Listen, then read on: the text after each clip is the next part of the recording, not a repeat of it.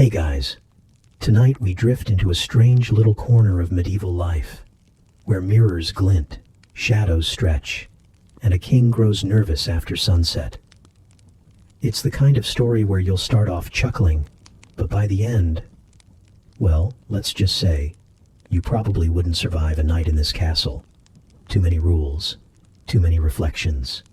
So, before you get comfortable, take a moment to like the video and subscribe, but only if you genuinely enjoy what I do here.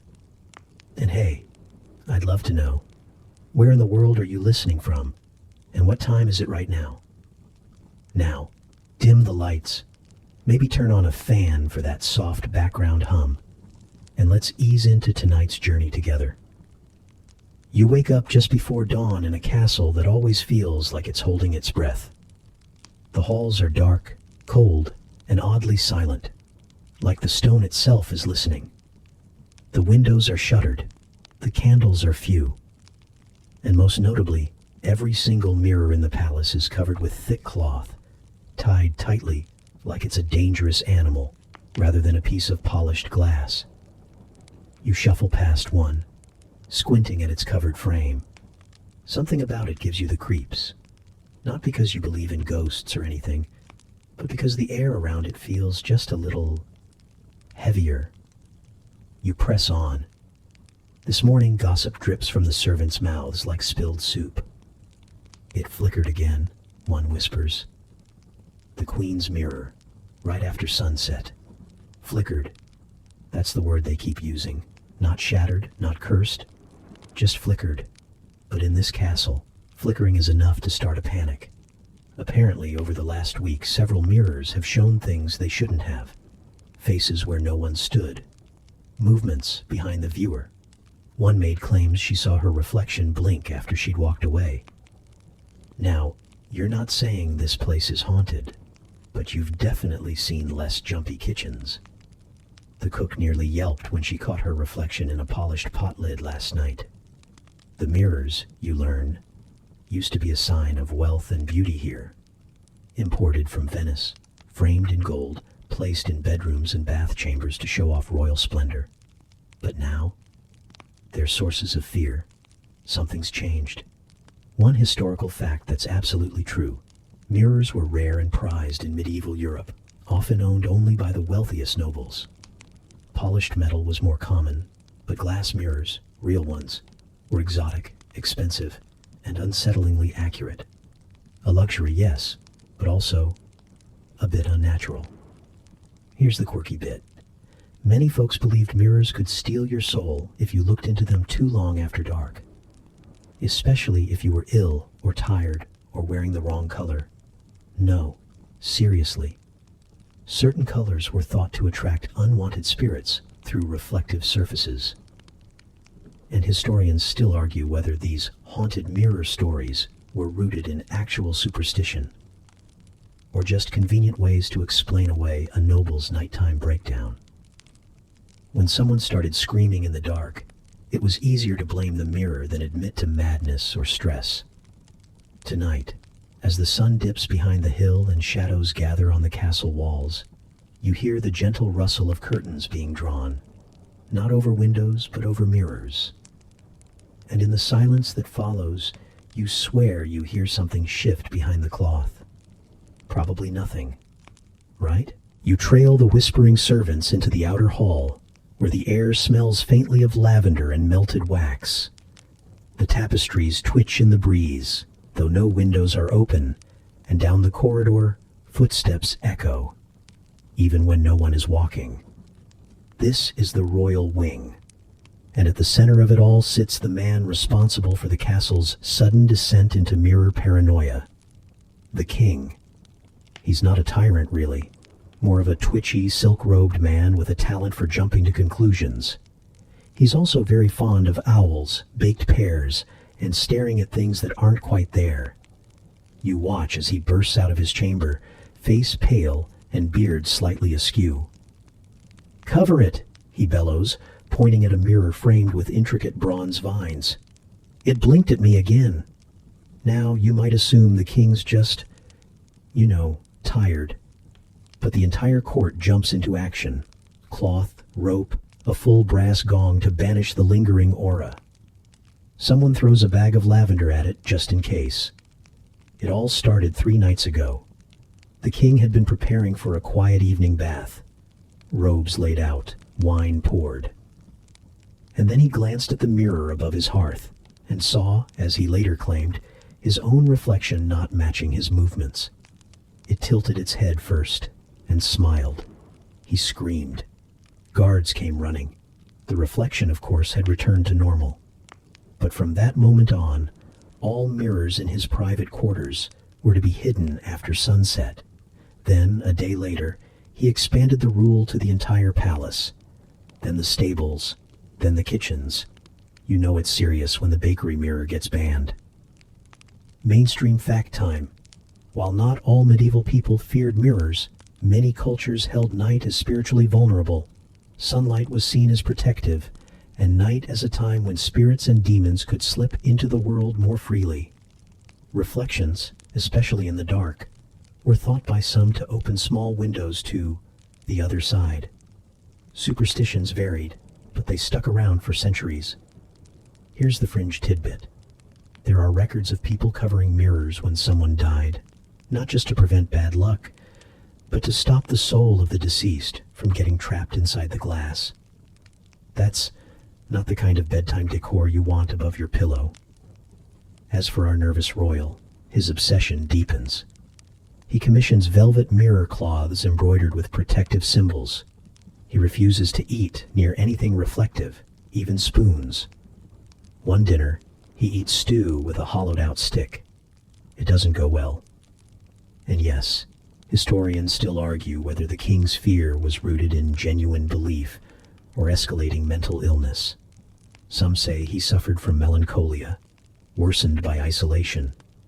Others think he used the mirror ban as a political distraction, something to keep nobles and servants busy while he handled darker affairs elsewhere. You, meanwhile, are just trying not to get reassigned to midnight mirror duty. That's the poor soul who checks each hallway at dusk to make sure no rogue reflections remain. The last guy quit after he saw what he swore was a smiling bishop staring back at him from the buttery door. Which is not something you want in your dreams. The castle changes after sunset now. Not just quieter, but watchful. As the last rays slip through the slits in the stone, you notice it again. That shift in mood. Like the walls are bracing themselves for something unseen. You make your way through the servants' wing, where mirror bands have gone fully tactical. Sheets tied tight. Even polished metal trays have been tucked into cupboards. A boy with wide eyes tells you, in a whisper, that his reflection yawned on its own last night. You nod sympathetically. That's definitely not normal. And yet, the king's orders are absolute. No mirror shall remain uncovered. No polished surface shall reflect moonlight. And if you're caught breaking the rule, well, last week a chambermaid had to spend a night sleeping next to the covered mirror as punishment. Nothing happened, she said the next day. But her voice was different. A little thinner. No one's asked her twice. You notice the castle gossip has evolved. It's not just about what the king saw anymore. It's what the rest of them might be seeing. Shadows that blink. Faces that aren't theirs. An old steward swears he saw a reflection light a candle before he did. And last night, someone found a mirror whose cloth had slipped just a little, and there were fingerprints on the inside of the glass. Now, whether any of that is true, or just one sleepy story fueling the next, is hard to say. But the fear is real. Historical fact. During the Middle Ages, especially in Europe, mirrors were viewed with a certain level of suspicion. Some Christian authorities discouraged vanity, and mirrors were sometimes lumped in with tools of pride or temptation. While not outright banned, they weren't exactly celebrated. Here's a quirky twist. Some folk traditions believed mirrors could trap the night, that if left uncovered after sundown, they'd absorb darkness and turn unlucky. In certain regions, people even avoided looking at reflections during thunderstorms or eclipses, believing the veil between worlds thinned. As for your king, his paranoia evolves into policy. He writes an edict, official, wax-sealed, that no mirror shall be manufactured, polished, or imported unless it is paired with a nighttime cover and a royal blessing. You suspect the Mirror Guild is not thrilled. Still, historians continue to debate whether this ban was rooted in collective superstition or the king's personal spiral. One theory suggests a childhood trauma, perhaps a lost sibling seen in a mirror. Another suggests poisoning or mold exposure triggering hallucinations. A third theory? Power play. When you can make people fear their own reflection, you've got real control. You help hang another mirror cloth in the Queen's antechamber. As you step back, you catch your reflection, just for a second, before the fabric falls. It's you, but tired and not blinking. You stare, then shake it off. Probably just candlelight. You hope. Even beyond the castle walls, the mirror ban ripples outward like the ring of a dropped pebble. Villagers whisper about it at dusk, hastily flipping over their hand mirrors or turning bowls face down if they catch the moon's reflection. Markets begin selling special mirror covers stitched with protective runes. Some clearly just fancy pillowcases, but who's checking? The church, of course, has opinions. A traveling priest arrives at court, robes billowing like smoke. He brings with him a heavy book and a heavier warning. Mirrors open portals if left uncovered at night. Light is truth, shadow is deception. Shield the glass. That last part he chants 3 times, which is probably overkill, but no one interrupts him. Later, a scholar from the University of Paris sends a scroll politely suggesting the king might be suffering from something called mirror-induced illusionary disorder, which sounds both fake and accurate. He's politely ignored. You find yourself posted in the Royal Library one evening, cataloging all reflective surfaces. 1 polished inkpot, 3 metal candlesticks, 1 ceremonial mirror from the east, quickly covered. As you lift a curtain to tie it shut, you pause.